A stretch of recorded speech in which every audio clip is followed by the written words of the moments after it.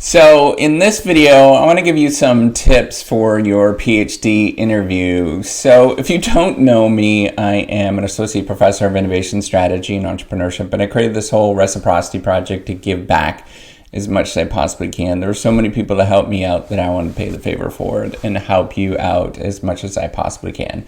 All right, so when you're planning for your PhD interview, your doctoral interview, or any interview in general, it's a little daunting to go through what you should do and sort of think about. But hopefully these tips are going to be very practical for you when you are going and doing interviews. Either, maybe it is a research interview of some sort, or you're just chatting with somebody, but you probably should sort of think about what I'm going to say here. So the first thing that you want to do is really focus on research, and you really want to emphasize, what are the research interests that you are currently interested in, but more importantly, you should probably be thinking about what that other person that you're actually interviewing and talking with, what they're interested in, right? So it's always really exciting when somebody else is paying attention to you.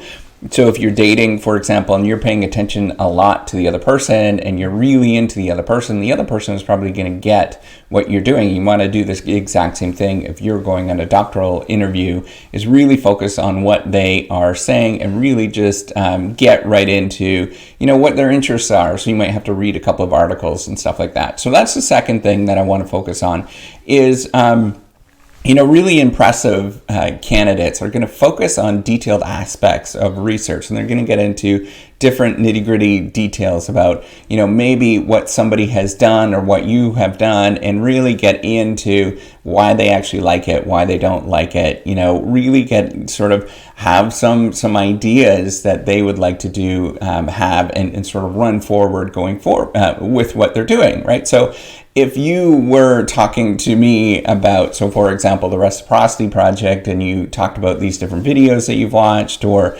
went into what you're trying to do, and you want to get into A/B testing and stuff, I'm going to be really excited about what you're trying to do.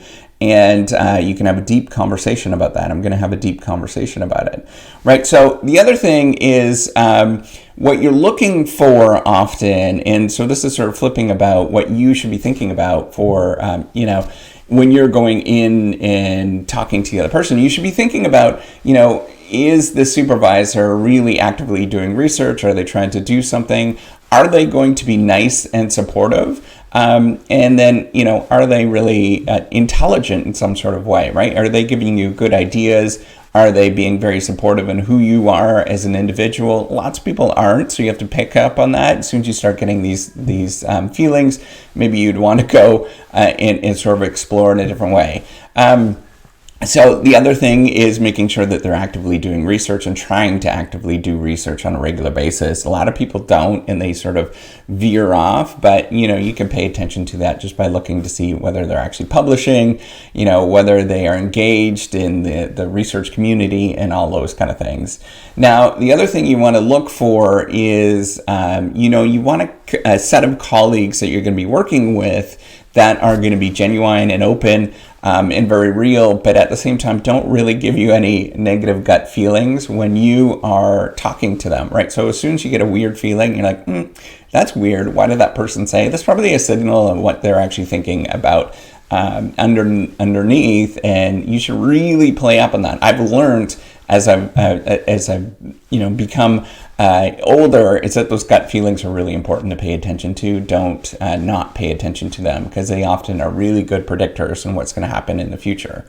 Now, the last thing that all of us forget about, and it is a really easy thing to forget about, but it's often important, is to do that thank you letter, where you actually get in touch with the other person. But not only, I don't want you to do just kind of like a regular old thank you letter, but I want you to, engage in what their research is, and, really get excited about what their research is and what they're actually doing. So if you have a few lines about what really engaged them throughout the interview that you actually had, but then as well as you told them about some research aspects that you've been thinking about or going in a different direction, you've had these crazy thoughts and I'm really excited about these thoughts, all of those things are very, very helpful, and they sort of show you that, or show the other person that you're engaged and you really want to care.